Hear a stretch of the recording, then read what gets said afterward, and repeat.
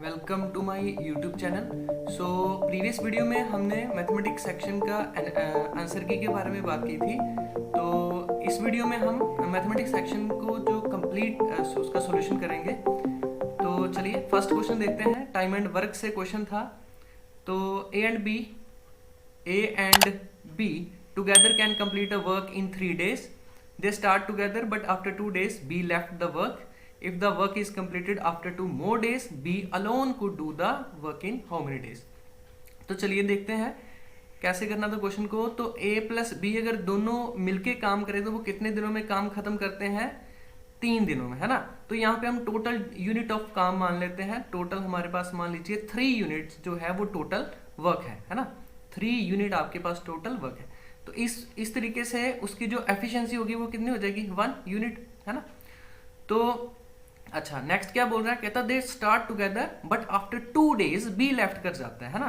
तो मतलब कि ये 2 दिन दोनों मिलेंगे, ए और बी अगर दोनों स्टार्टिंग में तो ये इकट्ठा इन्होंने काम करना शुरू किया था, लेकिन इन्होंने काम किया कितने दिन? दोनों ने मिलके 2 दिन। तो 2 दिन में ये कितना यूनिट काम खत्म कर देंगे? 2 यूनिट काम खत्म कर देंगे अगर दोनों मिल जाएंगे तो रिमेनिंग काम कितना बचा? 1 यूनिट, क्योंकि टोटल 3 यूनिट माना था हमने। तो 1 यूनिट आपके पास रिमेनिंग बच गया। अब बी लेफ्ट कर गया, है ना। तो जो बचा हुआ काम होगा वो कौन करेगा? अब ए करेगा, है ना। तो 2 यूनिट काम खत्म हो गया, उसमें से आपका 1 यूनिट काम बचा है, और उस 1 यूनिट काम को कौन खत्म करेगा? ए करेगा, है ना। और उसमें बाद में क्या बोला है? If the work is completed after 2 more days। तो एक काम, है ना, 1 यूनिट काम जो रिमेनिंग बचा है उस 1 यूनिट को एक खत्म करेगा कितने दिन लेके? 2 और दिन लेके, है ना। तो ए जो है वो 1 यूनिट काम को कितने दिनों में खत्म कर देगा? लास्ट में 2 days में। तो टोटल कितना था? 3 यूनिट। तो 3 यूनिट काम को वो कितने दिनों में खत्म कर देगा? ए। टोटल अगर मैं देखूं तो 3 2 या 6 days, है ना। देखिए ऐसा करने पे क्या हुआ है, अब मेरे पास ए और बी के बारे में भी मुझे इंफॉर्मेशन मिल गई कि अगर ए और बी जो हैं वो कितने दिन टोटल लेते हैं, कितने दिन लेते हैं वो काम को खत्म करने में? 3 दिन लेते हैं, है ना, 3 दिन। और ए के बारे में आपको पता चल गया, ए कितने दिनों में काम खत्म कर रहे हैं आप? 6 days में, है ना। तो इन दोनों का जो एलसीएम, टोटल वर्क क्या होगा इन दोनों का एलसीएम? तो वो कितना होगा? 6। अब इनकी एफिशिएंसी यहां से आ जाएगा 2 और यहां से आ जाएगा 1 यूनिट, राइट। तो उसने क्या पूछा था? B alone could do the work in how many days. तो बी अकेला कितने दिनों में करेगा? तो टोटल यूनिट तो मेरे पास क्या है? 6 यूनिट टोटल वर्क है। और बी की एफिशिएंसी कितनी है? ए प्लस दोनों की 2 और ए की 1, तो 2 - 1 कर दोगे तो कितना आ जाएगा? 1। तो आपके पास 6 days जो है वो बी अकेला मिलेगा, तो अकेला उस काम को खत्म कर देगा। दैट इज बी जो है इसका सही ऑप्शन माना जाएगा 73 का, राइट। तो चलिए नेक्स्ट क्वेश्चन देखते हैं। नेक्स्ट क्वेश्चन आपका 75th क्वेश्चन है आपका। 3 numbers are in the ratio 1:2:3 and HCF is 12. The numbers are। तो आपको ये तो बाय ऑप्शन ही कर लेना था। देखिए अगर मैं इसकी बात करूं, गिवन सेट ऑफ नंबर मेरे पास क्या है? 12, 24 एंड 36। अगर इन नंबर्स को मैं ध्यान से देखूं तो इनमें से अगर मैं 12 एज अ कॉमन फैक्टर निकालूं तो रेशियो क्या बन जाएगी? 1:2:3। देखिए कॉमन हाईएस्ट हमने निकाल लिया 12, हाईएस्ट कॉमन फैक्टर निकाल लिया 12, और गिवन सेट ऑफ नंबर की रेशियो कितनी बची है? 1:2:3। तो आपके पास ए जो है वो इसका सही ऑप्शन होगा, राइट। तो 75 का ए जो है वो सही ऑप्शन माना जाएगा। नेक्स्ट क्वेश्चन देखेंगे। नेक्स्ट क्वेश्चन आपका 77 क्वेश्चन। तो क्या है इसमें? The angle of elevation of ladder landing against a wall is 60 degree and the foot of the ladder is 4.6 metre away from the wall. The length of the ladder. तो आपको find करनी थी length, तो बना लेते हैं यहाँ पे। मान लीजिए ये आपके पास लैडर है, मान लीजिए लेंथ उसकी जो फाइंड आउट करनी है कितनी? L। और यहाँ उसके जो आपकी वॉल है ना, ये उसकी वॉल आ गई, तो वॉल आ गई, और क्या बोल रहा है? द एंगल ऑफ एलिवेशन कितना? 60 डिग्री। तो ये कितना होगा आपका? 60 degree angle of elevation. And the foot of the ladder is 4.6 metre away from the wall. तो इस वॉल से ये फुट जो लैडर का है कितनी दूरी पे पड़ा है? 4.6 मीटर, है ना। तो कहता है लेंथ ऑफ द लैडर, आपको ये L निकालना है। अब यहाँ पे लगेगी आपके पास ट्रिग्नोमेट्री रेशियोज, है ना।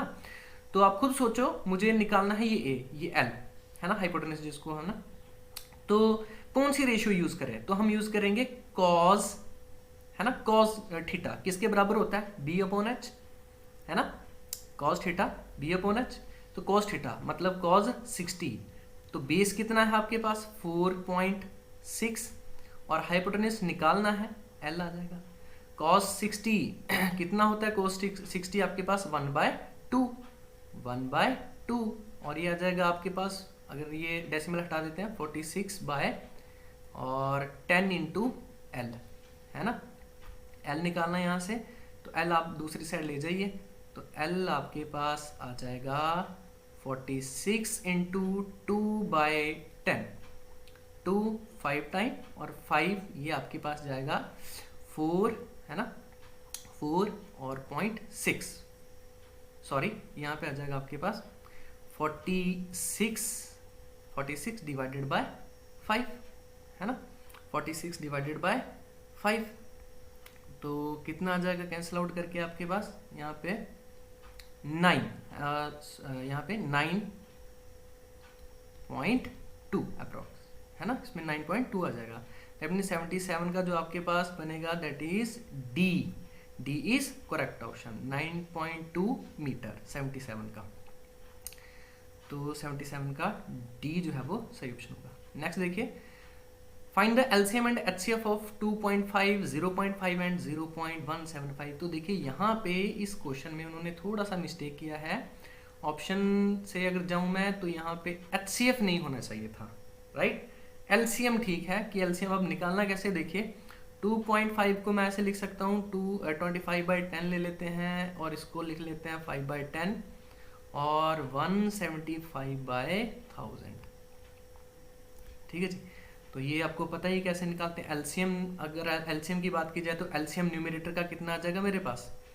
एलसीएम दैट इज 175, है ना, 175 एलसीएम, और नीचे इनका एचसीएफ, और वो कितना आ जाएगा? 10 आ जाएगा मेरे पास, राइट। तो 175/10, तो ये कितना आ जाएगा मेरे पास? 17.5 इसका आ जाएगा, है ना, 17.5।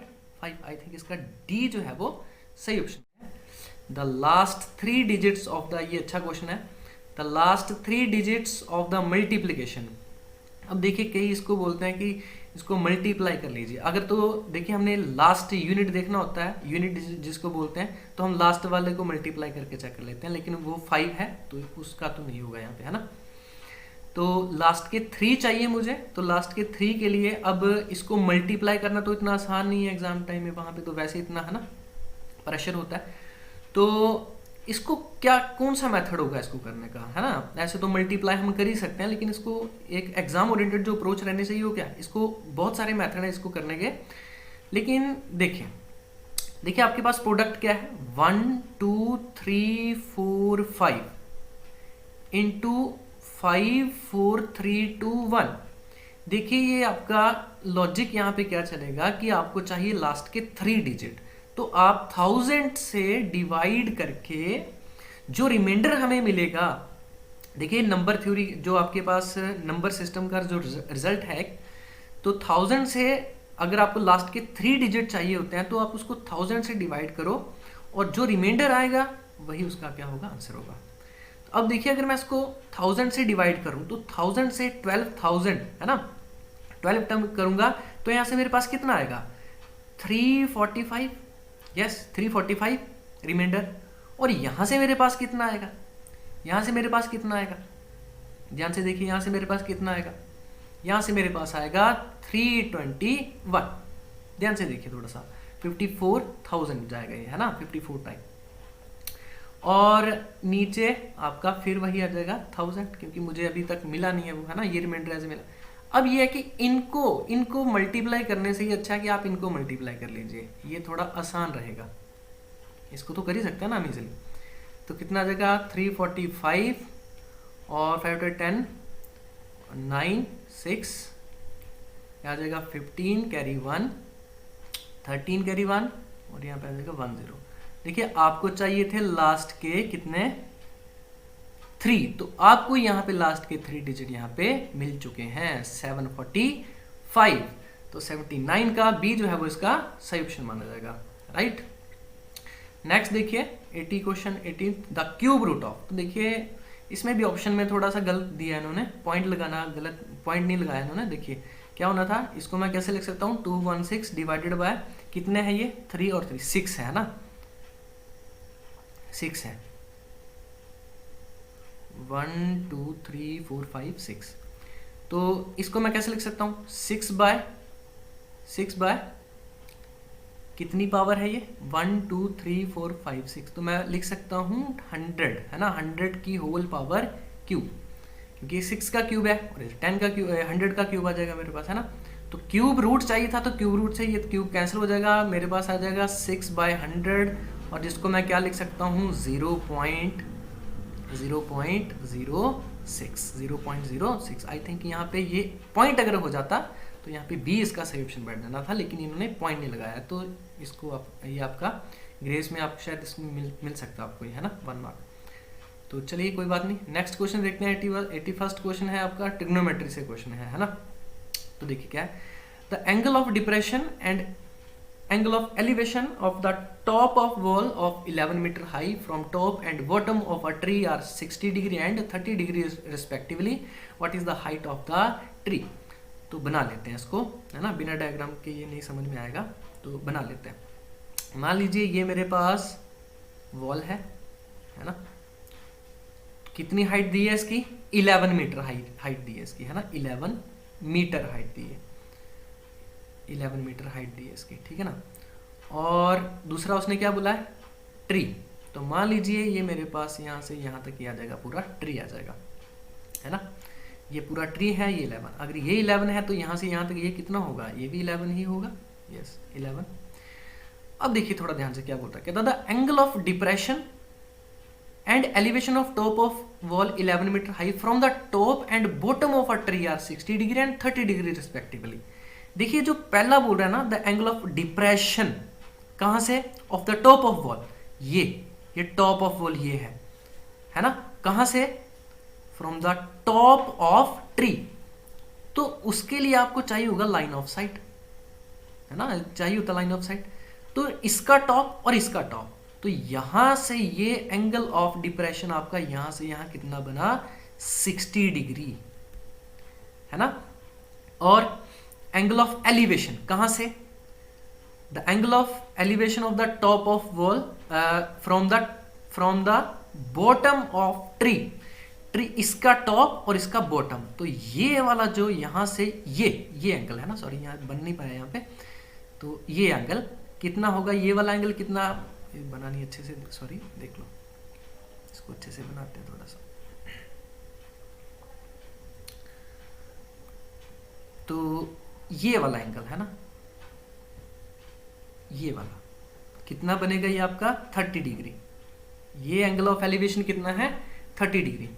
तो बस what is the height of the tree, तो आपको ये पूरा टोटल हाइट चाहिए। ये तो पहले से मालूम है, दैट मीन मुझे ये वाली हाइट अगर पता चल जाए तो मैं हाइट ऑफ द ट्री आराम से निकाल सकता हूँ। तो ट्रिग्नोमेट्री लगेगी यहाँ पे, देखो ध्यान से कैसे करना है। एक तो आपके पास ये वाली राइट एंगल ट्रायंगल बन रही है और एक आपके पास ये वाली राइट एंगल ट्रायंगल बन रही है ना। तो अगर मैं इसमें लगाऊं, पहले सबसे पहले इस ट्रायंगल में लगाऊं, तो tan 30 डिग्री, देखिए मेरे पास tan 30 degree is equal to P upon B. तो परपेंडिकुलर 11 बाय बेस कितना है, मान लीजिए यहाँ पे बेस है x मान लीजिए, और tan 30 डिग्री कितना होगा आपके पास 1/√3, और ये हो जाएगा 11/x। तो x की वैल्यू कितनी आ जाएगी 11। यहाँ से x की वैल्यू अगर मैं चाहूँ तो x की वैल्यू कितनी हो जाएगी मेरे पास 11√3। x की वैल्यू कितनी आ जाएगी 11√3 आ जाएगी मेरे पास। मतलब ये आपके पास कितना आ जाएगा 11√3 मीटर, है ना। अब इस वाली ट्रायंगल के ऊपर लगाए हम, है ना। तो इस वाले के ऊपर लगाएंगे तो देखो ये एंगल आपके पास कितना बनेगा 60 डिग्री, बिल्कुल। तो tan 60, अब बात करेंगे tan 60 की। तो tan 60 मेरे पास किसके बराबर, P अपॉन बी। तो P कितना है, H माना हुआ है, बेस कितना है आपके पास यही 11√3, है ना, 11√3। और tan 60 कितना होता है आपके पास √3, और इसको मल्टीप्लाई करोगे तो √3 × √3 आपके पास 3, और h कितना आ जाएगा 33। तो ये 33 और 11 आपके पास कितना बन जाएगा 44 मीटर जो है इसका सही ऑप्शन, दैट इज बी। 81 का जो बी है वो सही ऑप्शन माना जाएगा, राइट। नेक्स्ट चलिए 82, तो क्या था ये 0.13, तो 13/100 डिवाइड है तो मल्टीप्लाई में चेंज करो, 1/p² इज इक्वल टू 13, है ना।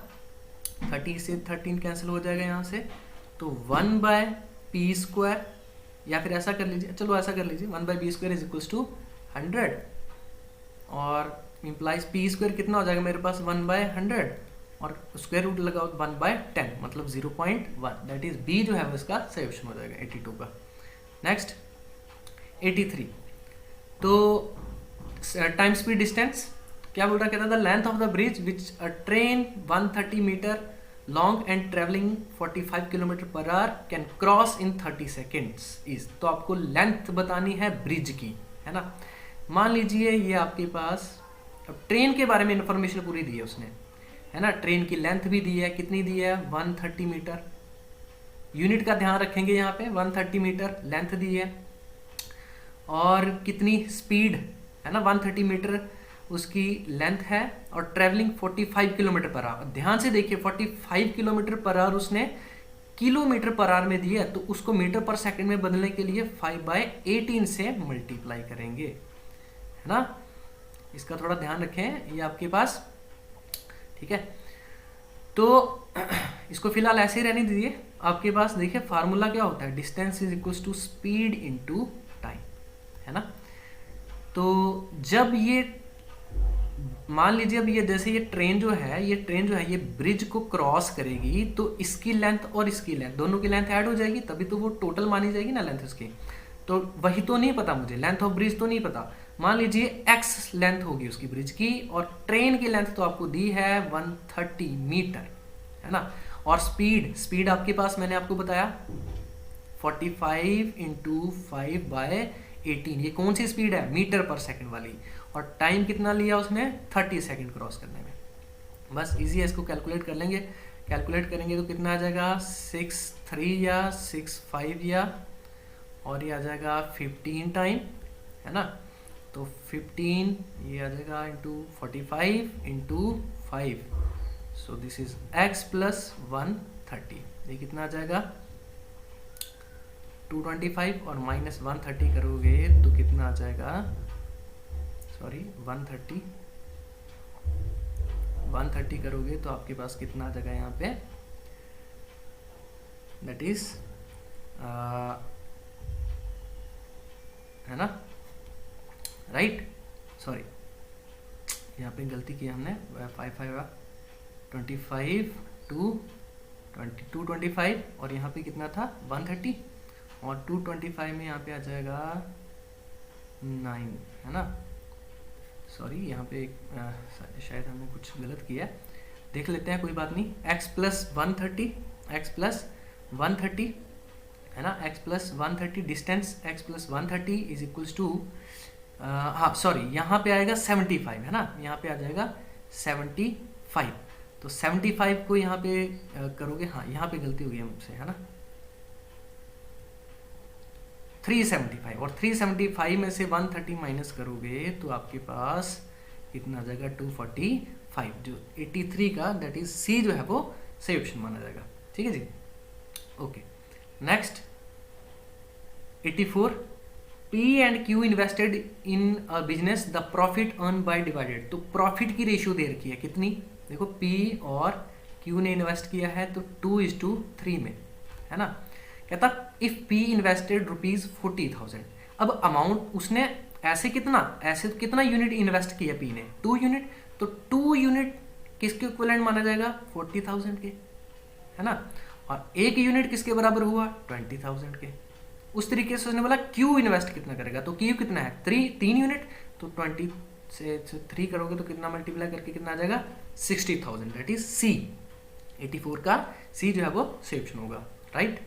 नेक्स्ट चलते हैं, नेक्स्ट आपका 85 क्वेश्चन देखिए, 3 time the first of 3 consecutive odd integer is 3 more than the twice the third. तो so the third integer is, बहुत आसान क्वेश्चन है। देखिए मान लीजिए 1, 3 और 5 मैंने 3 कंसेक्यूटिव ओड इंटीजर्स ले लिए, है ना।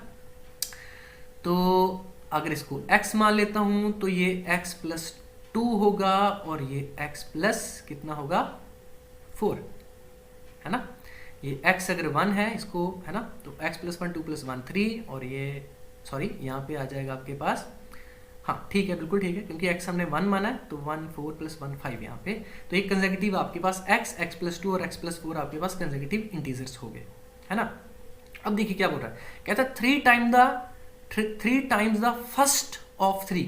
तो 3 टाइम फर्स्ट का, तो फर्स्ट कौन सा x, तो 3 टाइम ऑफ फर्स्ट, है ना। 3 times the first of 3 consecutive odd integer is 3 more than the twice the third. तो ट्वाइस द थर्ड कौन है, x प्लस 4। तो कहता है द थर्ड इंटीजर, मतलब आपको x प्लस 4 निकालना है। तो पहले x निकाल लेते हैं, है ना। कितना आ जाएगा 3 plus this is 2x plus 8। तो कितना आ जाएगा यहाँ से 8 3 11 प्लस 2x। तो 3 माइनस 2x, x कितना आ जाएगा 11 और 11 और 4 यहाँ पे 15। तो 85 का D जो है वो सही ऑप्शन माना जाएगा, राइट। नेक्स्ट देखिए, तो नेक्स्ट ये आपका रीजनिंग से ही था, तो चलिए कोई बात नहीं। इसका 3 का देखिए गैप कितने का है, 4 7 12 19 और 28 आपको नेक्स्ट बताना था। तो गैप देखिए 3 का है, यहाँ कितने का है 5 का है, यहाँ 7 का है, यहाँ कितने का है 9 का है। तो नेक्स्ट क्या होगा 11। तो दैट मीन्स 39 जो है वो इसका सही option, D is correct option. तो आई होप आपको क्वेश्चन सभी समझ में आ गए होंगे। तो लेवल आपका मॉडरेट ही था, इजी टू मॉडरेट बोल सकते हैं हम, बीच में 2-3 क्वेश्चन है उस टाइप के। तो आई होप आपको क्वेश्चन सभी अच्छे से समझ में आ गए होंगे, आप सभी का एग्जाम अच्छा गया होगा। So thanks for watching this video.